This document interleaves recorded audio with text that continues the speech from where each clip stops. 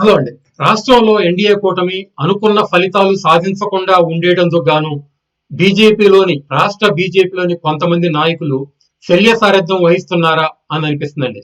ఎందుకనంటే ఏదైతే గతంలో పవన్ కళ్యాణ్ గారు చెప్పినట్టుగా తాను ఎన్డీఏ కూటమిలో తెలుగుదేశం పార్టీ, బీజేపీ, జనసేన కలిసి రాష్ట్రంలో పోటీ చేయాలని విశ్వ ప్రయత్నాలు చేసినట్టు, బీజేపీ పెద్దలను ఒప్పించినట్టు చెప్పుకోవటం మనం చూసాం.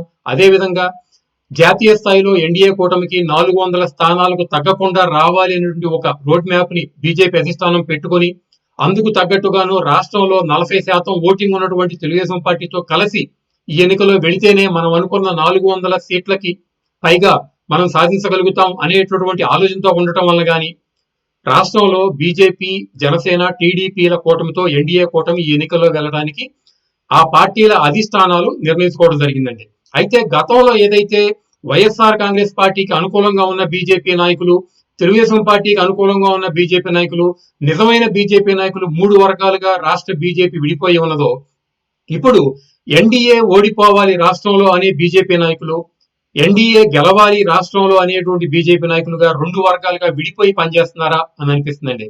ఎందుకనంటే ఈ పొత్తులు ఏర్పడక ముందు ఏదైతే రాష్ట్ర బీజేపీలో కొంతమంది నాయకులు ఉన్నారో విష్ణువర్ధన్ రెడ్డి దగ్గర నుంచి సోము వీర్రాజు, జీవీఎల్ లాంటి నాయకులు తెలుగుదేశం పార్టీని, ఆ పార్టీ అధిష్టానాన్ని కించపరుస్తూ, నీచంగా అవమానిస్తూ మాట్లాడారో, ఒకసారి పొత్తుకు వెళదామని బీజేపీ అధిష్టానం నిర్ణయించిన తర్వాత మరీ ముఖ్యంగా సీట్ల సర్దుబాటులో ఈ నాయకులెవరికి బీజేపీ అధిష్టానం స్థానం కల్పించకపోవడంతో వీళ్ళ నోళ్లు మూసుకుపోవడం జరిగింది.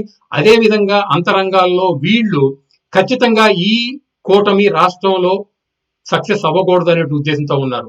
అయితే ఈ రోజు ఏం జరిగిందంటే, ఒకవైపు బీజేపీ జాతీయ కార్యదర్శి, ధర్మవరం ఎమ్మెల్యే క్యాండిడేట్ అయిన సత్యకుమార్ గారు చంద్రబాబు నాయుడు గారితో ఈ రోజు కలిసి వచ్చే ఎన్నికల్లో బీజేపీ, జనసేన, టీడీపీ ఏ విధంగా ముందుకు వెళ్ళాలి, ఎలాంటి పథక రచనలు చేయాలి, క్యాన్వాసింగ్ ఎలా ఉండాలి, ఎలక్షనీరింగ్ ఎలా చేయాలంటే డిస్కషన్స్ జరుపుతుంటే బీజేపీ నాయకుడు అని చెప్పుకున్నటువంటి అంబికా కృష్ణ అనేటువంటి ఆ నాయకుడు ఆయన చెప్పింది ఏంటంటే 175 కాన్స్టిట్యున్సీల్లో రాష్ట్రంలో బీజేపీ ఒంటరిగా నిలబడాలి అని మేమందరం చెప్పినా కానీ బీజేపీ అధిష్టానం పొత్తుకు వెళ్ళింది. ఇది ఏమాత్రం మంచిది కాదు. రాష్ట్రంలో ఆర్ఎస్ఎస్ బీజేపీ, టీడీపీ బీజేపీగా విడిపోయారు. ఈ పొత్తుకి ఎవరు సుముఖంగా లేరు.